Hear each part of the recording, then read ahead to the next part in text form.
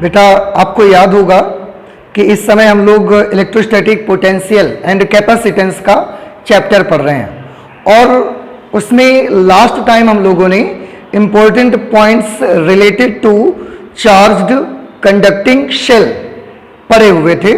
तो कुछ बड़े अच्छे से पॉइंट्स हम लोगों ने निकाले हुए थे। अब जब उसके आगे हम लोग चलते हैं तो हम लोगों का जो अगला टॉपिक होने वाला है वो है कैपेसिटर का टॉपिक, जिसे हम हिंदी में संधारित्र कहते हैं। तो कैपेसिटर क्या होता है उससे रिलेटेड हम सारी चीज पढ़ने वाले हैं, लेकिन कैपेसिटर को पढ़ने से पहले हमने इलेक्ट्रोस्टैटिक पोटेंशियल और कैपेसिटेंस में अभी तक जितना नॉलेज हमने कलेक्ट किया है, जितनी हमने अभी तक पढ़ाई की है, उसकी एक सारांश हम देखना चाहते हैं, उसकी एक समरी देखना चाहते हैं कि अभी तक इस लेसन में हमने कैपेसिटर पढ़ने से पहले तक कितना नॉलेज एक्वायर कर लिया है। तो ये summary of electrostatic of conductors, किसी भी चालक के स्थिर वैद्युत का जो क्वालिटी होती है, जो उसकी प्रॉपर्टी होती है, उसके लिए जो समरी अभी तक हमने पढ़ी हुई है उसको हम देखना चाहते हैं। क्योंकि बेटा अगर ये पॉइंट्स आपको याद नहीं रहेंगे तो कैपेसिटर या उससे आगे की चीज पढ़ने में आपको थोड़ी सी प्रॉब्लम हो सकती है। इसलिए आज हम लोग summary of electrostatic of conductors ये पढ़ेंगे, जिसके कुछ पॉइंट्स आपके सामने ऑलरेडी हमने लिख के रखे हुए हैं और वन बाय वन उन पॉइंट्स को समझते चलते हैं। एक्चुअली तो ये सारी चीजें आप पढ़ चुके हैं, आप सब देख चुके हैं, लेकिन कभी कभी स्टूडेंट्स को नहीं याद रहती सारी चीजें एक साथ, और कैपेसिटर को पढ़ने के लिए ये सारी चीजें हमें आना चाहिए, या इससे आगे का जो भी हमारी स्टडी होगी उसका ये बेसिक है, ये आपको आना ही चाहिए। तो चलते हैं वन बाय वन मैं पॉइंट को पढ़ते जाता हूं और आपको समझाते जाता हूं, और आप भी देखिए कि जो पॉइंट्स आप पढ़ चुके हैं उनमें से कौन से पॉइंट आप पढ़ चुके हैं और किस पॉइंट को आप भूल गए हैं, ये सारी चीज हम देख लेते हैं। तो पहला पॉइंट आप देख रहे होंगे बेटा, जो यहां पर लिखा हुआ है, सबसे फर्स्ट पॉइंट लिखा हुआ है, किसी आवेशित चालक के अंदर विद्युत क्षेत्र सदैव शून्य होता है। सबने पढ़ा हुआ है ये कि अगर एक आवेशित चालक है, मैं यहां पर एक्सप्लेनेशन इनके करके दिखाते चला जाऊंगा आपको।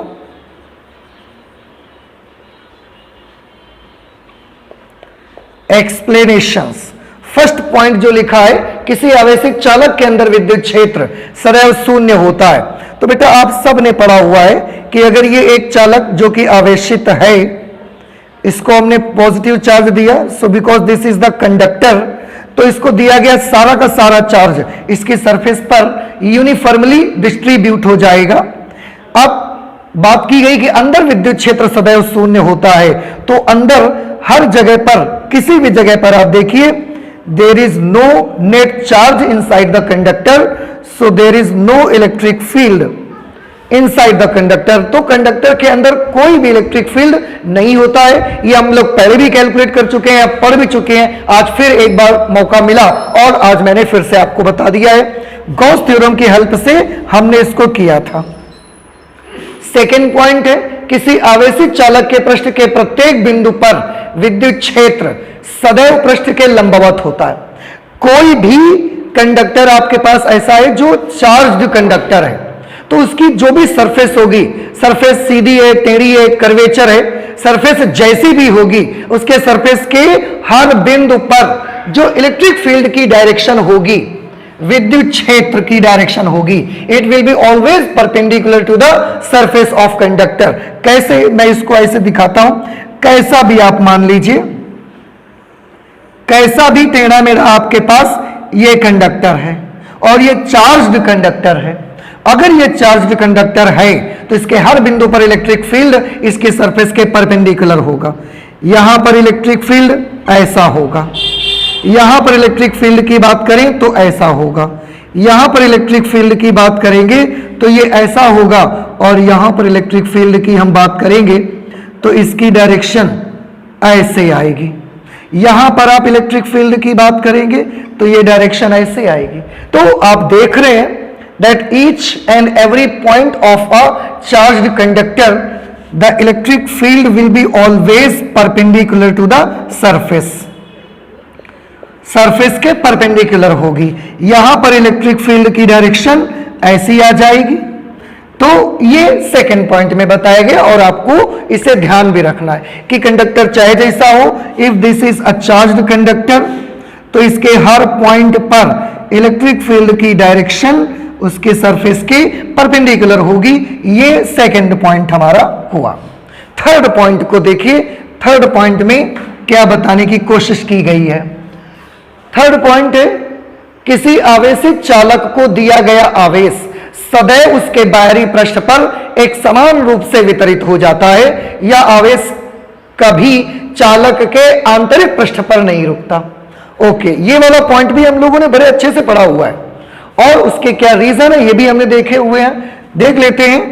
If this is a conductor, ये एक चालक पदार्थ है और ये चालक पदार्थ की मोटाई है। ये कंडक्टिंग मटेरियल का बना हुआ है। ये पूरा, ये यहां पर खोखला नहीं है, ये कंडक्टिंग मटेरियल यहां लगा हुआ है। कंडक्टिंग मटेरियल का ये बना हुआ है। तो जब हम इसको चार्ज देते हैं, अगर बाई चांस मैंने इसको चार्ज अंदर में भी दिया, तो जब हम अंदर में इसको चार्ज देते हैं तो वो चार्ज एक दूसरे को रिपेल करते हुए, एक दूसरे को प्रतिकर्षित करते हुए बाहर की तरफ भागता है। और क्योंकि ये सुचालक पदार्थ है, ये कंडक्टिंग मटेरियल है, तो ये चार्ज को अपने अंदर से चलने के लिए अलाउ कर देता है। तो अगर आप बाई चांस यहां पर कॉर्क वगैरह लगा करके आप एक वायर से अंदर ही अंदर ले जाते हैं और अंदर में इसको चार्ज देते हैं, जाके बाहर नहीं देते, अंदर चार्ज देते हैं, तो भी वो चार्ज एक दूसरे को रिपेल करता हुआ, एक दूसरे को प्रतिकर्षित करता हुआ वो इसकी आउटर सरफेस पर यूनिफॉर्मली डिस्ट्रीब्यूट हो जाएगा, एक समान रूप से वितरित हो जाएगा। अंदर कहीं भी चार्ज आपको नहीं मिलेगा, आप जितना भी चार्ज उसको देंगे, अंदर कहीं आपको चार्ज नहीं मिलेगा। वही हमारा थर्ड पॉइंट है कि किसी आवेशित चालक को दिया गया आवेश, मतलब ये चालक कैसा है, आवेशित है, तो उसको आवेश दिया गया होगा, तो इसके बाहरी पृष्ठ पर एक समान रूप से वितरित हो जाता है। यह आवेश कभी भी चालक के आंतरिक पृष्ठ पर नहीं रुकता। क्यों नहीं रुकता? उसके दो रीजन हैं। ये रीजंस भी आपको बताए गए हैं। पहला रीजन रिपल्सन, क्योंकि सेम टाइप के चार्जेस होते हैं उनके बीच में रिपल्सन होता है। And the second one is that this is the conducting material and conducting material allow charges to move। तो सेकंड मैं यहां लिख देता हूं, conductors allow charges to move, charge को ये चलने के लिए अलाउ करते हैं। So these are the two reasons कि क्यों हम अंदर में भी अगर चार्ज देने जाते हैं लेकिन वो चार्ज अंदर नहीं मिलता, वो बाहर ही आ जाता है, एक समान रूप से वितरित हो जाता है। यहां जब चार्ज देंगे वो एक दूसरे को प्रतिकर्षित करते हुए दूर जाना चाहेगा, और क्योंकि ये चालक है वो अपने अंदर से चल जाने देता है, चले जाने देता है चार्ज को, तो वो चल के यहां आ जाता है, वो चल के यहां आ जाता है, यहां आ जाता है, यहां आ जाता है, बाहर आ जाता है। अब इससे बाहर नहीं जा पाता because outside this conductor there is air and air is a very bad conductor, very good insulator of charges. Okay, so this was your third point. Next, point number 4. What is point number 4? Please see here. किसी चालक के अंदर प्रत्येक बिंदु का विद्युत विभव समान होता है तथा यह उस चालक के पृष्ठ के विद्युत विभव के बराबर होता है। It's very simple. ये हमने अभी हाल ही में किया हुआ है, अभी हाल ही में इस चीज को हमने पढ़ा हुआ है। मैं इसको आपको करके दिखाता हूं। ये अगर हमारे पास एक कंडक्टर है और ये कंडक्टर चार्ज्ड कंडक्टर है, आवेशित चालक है। देखिए लिखा है किसी चालक के अंदर प्रत्येक बिंदु का विद्युत विभव समान होता है। ये इसका सेंटर है, ये इसकी रेडियस है। इसकी सरफेस पर जो पोटेंशियल होता है, सरफेस पर पोटेंशियल, अगर हमने इसको Q चार्ज दिया है, ये एक कंडक्टर है, चालक पदार्थ है, R रेडियस का स्फेरिकल कंडक्टर है, क्यों हमने इसको चार्ज दिया है, इसकी सरफेस के प्रत्येक बिंदु पर जो विभव का मान होता है वो 1/4 pi epsilon naught Q upon R के बराबर आता है। और बताया ये जाता है, हमने करा भी इसको, कि अंदर हर पॉइंट पर, आप यहां पॉइंट पर लीजिए, आप इस पॉइंट पर लीजिए, इस पॉइंट पर लीजिए, इस पॉइंट पर लीजिए, इस पर लीजिए, इस पर, अंदर के हर बिंदु का जो वैद्युत विभव होगा वो उतना ही होगा जितना सरफेस पर होता है। तो जितना सरफेस पर होता है उतना ही विभव अंदर के हर बिंदु का रहता है।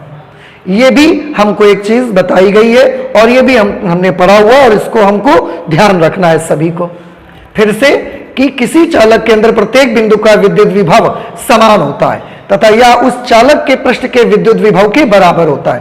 तो हर बिंदु का विद्युत विभव समान होगा और ये पोटेंशियल यहां का, इस जगह का, इस जगह का, इस जगह का, प्रत्येक बिंदु पर electric potential will be same and it is equal to the electric potential at the surface. Surface के पोटेंशियल के ही बराबर आता है। इसका जिक्र मैंने लास्ट लेक्चर में भी किया हुआ है, और जब मैं गॉस थ्योरम से इसको सॉल्व कर रहा था तब भी हमने इसका जिक्र किया हुआ था। और आगे चलते हैं next fifth point. Fifth point में आप देख रहे हैं लिखा हुआ है आवेशित चालक के पृष्ठ पर विद्युत क्षेत्र। हाँ, इसमें मैं बात करना चाहता हूं कि आवेशित चालक के सरफेस पर इलेक्ट्रिक फील्ड का मान कितना होता है। देखिए थोड़ा सा ध्यान से, यहां पर ये एक कंडक्टर मैंने बना लिया, थोड़ा सा और मैं इधर बना लेता हूं इसको। ये एक कंडक्टर मैंने बनाया, इस कंडक्टर की रेडियस कैपिटल आर है। अच्छा, ये चालक कैसा होना चाहिए? तो आवेशित चालक। आवेशित चालक है तो जब हमने इसको क्यू आवेश दे दिया, क्यू, तो वो पूरा का पूरा आवेश इसकी पृष्ठ पर एक समान रूप से डिस्ट्रीब्यूट हो गया, because this is the conductor and the radius is R and we have given it the charge capital Q. Okay, तो आवेशित चालक के पृष्ठ पर विद्युत क्षेत्र कितना होता है? अगर कोई पॉइंट में इसकी सरफेस पर ले लेता हूं, this is the point which is situated on the surface of this conductor, so what will be the electric field at this point? इस पॉइंट पर इलेक्ट्रिक फील्ड कितना होगा? Electric field at the surface of conductor, so S is as a suffix and S indicates the surface. तो electric field at the surface is equal to Coulomb's constant 1/4 pi epsilon naught Q upon R square. ये भी हमने पढ़ा हुआ है, Gauss law में हमने इसको कैलकुलेट किया हुआ था।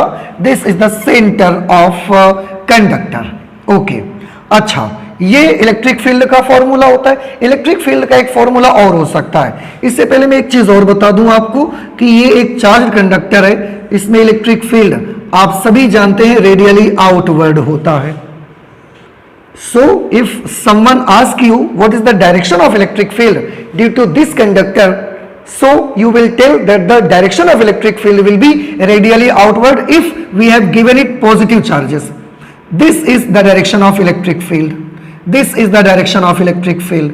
This is the direction of electric field and this is the direction of electric field. You know very well. ये इलेक्ट्रिक फील्ड का फॉर्मूला है eight the surface.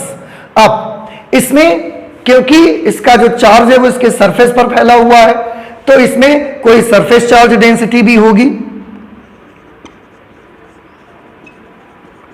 Surface charge density, पृष्ठ आवेश घनत्व, आप याद करिए सिग्मा से आपने लिखा था और इसकी वैल्यू आती थी Q/4 पाई आर स्क्वेयर, ये इसकी वैल्यू आती थी। Sigma is equal to Q/4 pi R square. मैं थोड़ा सा और इसको यहां सही से लिख देता हूं, sigma is equal to Q/4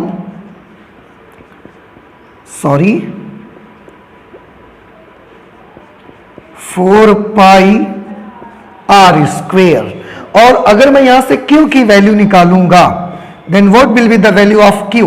Q will be equal to sigma into 4 pi R square. तो ये electric field at the surface है इन टर्म्स ऑफ चार्ज। आवेश के पदों में है। अगर मैं इस फॉर्मूले को सरफेस चार्ज डेंसिटी के टर्म्स में निकालना चाहूं तो फॉर्मूला क्या रहेगा? Electric field on the surface will be equal to 1/4 pi epsilon naught, 1/4 pi epsilon naught Q upon R square. Q is sigma into 4 pi R square, sigma into 4 pi R square upon 1/4 pi epsilon naught, Q की जगह इसको लिख दिया upon R square. 4 पाई से 4 pi cancel, are square से are square cancel हो गई। क्या वैल्यू बची? Electric field at the surface sigma upon epsilon not,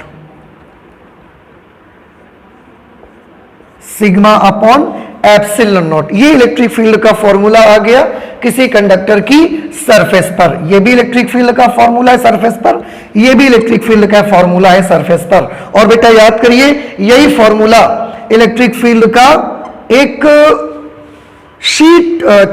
seat of charge की वजह से भी आया था। अगर आवेश की एक चादर है, आवेश की एक शीट है, तो उसकी वजह से उससे कुछ डिस्टेंस पर भी इलेक्ट्रिक फील्ड का यही फॉर्मूला आया था। अब आपके मन में एक कंफ्यूजन क्रिएट हो सकता है कि ये फॉर्मूला तो एक प्लेन शीट की वजह से इलेक्ट्रिक फील्ड का होता था, ये फॉर्मूला, और इसमें तो कर्वेचर है, ये फॉर्मूला इसमें कैसे लग सकता है?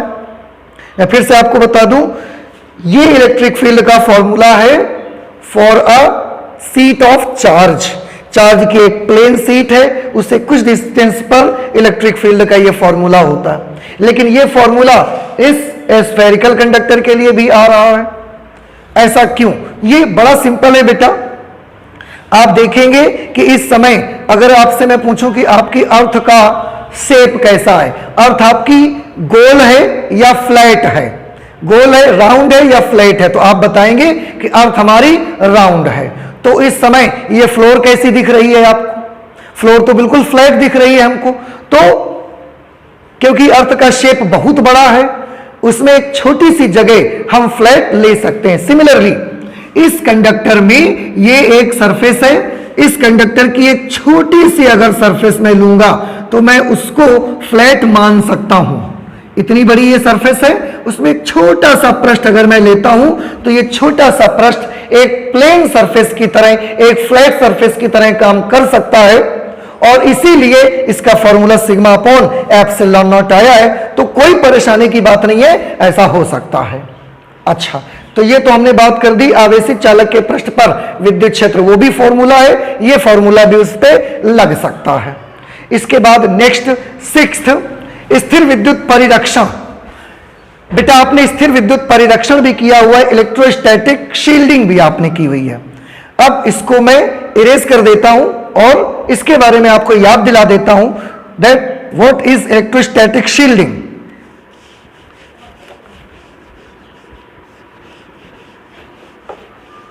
इलेक्ट्रोस्टैटिक शील्डिंग क्या होती थी? याद करिए, एक साइड में मैंने पॉजिटिव प्लेट यहां पर लगाई हुई थी और एक तरफ मैंने यहां पर निगेटिवली चार्ज्ड प्लेट लगाई हुई थी। दोनों प्लेट्स के बीच में ये एक इलेक्ट्रिक फील्ड होता था। इलेक्ट्रिक फील्ड की direction from positive charge to negative charge होता है। So this is the direction of electric field. Okay, अब इसके अंदर अगर मैं एक शेल रख देता हूं, अगर मैं एक गोलीय कोश रख देता हूं इसके अंदर इस तरह से, तो आपने देखा था कि जब मैं ऐसा करता हूं तो इसके आउटर सरफेस पर यहां पर नेगेटिव चार्जेस आ जाते हैं। थोड़ा सा मैं इसकी मोटाई भी बना लेता हूं, इससे आपको समझाना और अच्छा रहेगा और आपको समझ में भी अच्छे से आ जाएगा। तो ये मैं उसकी मोटाई मान लेता हूं थोड़ी सी कि ये हमारा शेल इतना मोटा है। तो प्लस की वजह से इसके इस साइड में बाहर की तरफ नेगेटिव चार्जेस आ जाते हैं और अंदर की तरफ पॉजिटिव चार्जेस आ जाते हैं ड्यू टू इंडक्शन। आप सब जानते हैं नेगेटिव की वजह से यहां पर इस साइड में पॉजिटिव चार्जेस आ जाते हैं और ड्यू टू इंडक्शन रिपेल करते हैं ये नेगेटिव चार्जेस को, तो ये नेगेटिव चार्ज भी यहां पर आ जाते हैं। अब आप ध्यान से देखिए, क्योंकि पूरा कंडक्टर का बना हुआ है, सुचालक पदार्थ का बना हुआ है, तो ये जो चार्जेस हैं, देखिए बेटा ये जो चार्जेस है, ये नेगेटिव चार्जेस इस प्लेट के लिए बाउंड चार्जेस हैं। याद होगा इंडक्शन के फिनोमिना में दो तरह के चार्जेस का जिक्र किया था, बाउंड चार्जेस, फ्री चार्जेस। इस पॉजिटिव प्लेट के लिए these negative charges are the bound charges and these positive charges are the free charges. But for this negative charges, these positive charges are the bound charges and these negative charges are the free charges. तो इसके लिए ये free charges हैं, इसके लिए ये free charges हैं, ये क्योंकि और ये कंडक्टर मटेरियल है, तो ये सब एक दूसरे को अट्रैक्ट करते हैं और अट्रैक्ट करके एक दूसरे का जो इफेक्ट होता है उसको फिनिश कर देते हैं।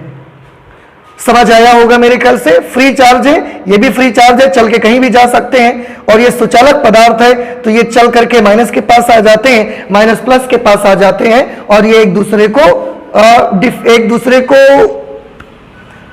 निष्क्रिय कर देते हैं, एक दूसरे को डिफ्यूज कर देते हैं। वो अब इधर माइनस बचा, इधर प्लस बचा, इस तरह से अंदर में कोई चार्ज नहीं बचता।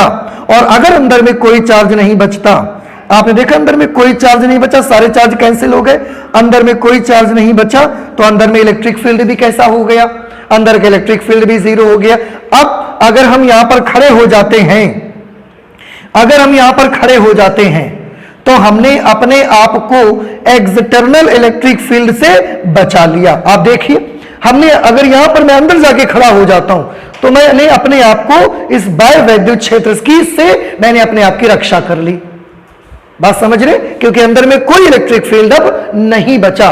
जो भी इलेक्ट्रिक फील्ड है that is at the outer surface of this shell, inside the shell there is no any electric field. तो अगर मैं यहां पर जाकर खड़ा हो जाता हूं, मैं अपनी कोई डिवाइस यहां पर रख लेता हूं, तो मेरी वो डिवाइस इलेक्ट्रिक फील्ड से उसकी रक्षा हो जाती है, या मैं जाकर खड़ा हो जाता हूं तो मेरी भी इलेक्ट्रिक फील्ड से रक्षा हो जाती है। And this phenomena is known as स्थिर विद्युत परिरक्षण, electrostatic shielding. This phenomena is known as electrostatic shielding.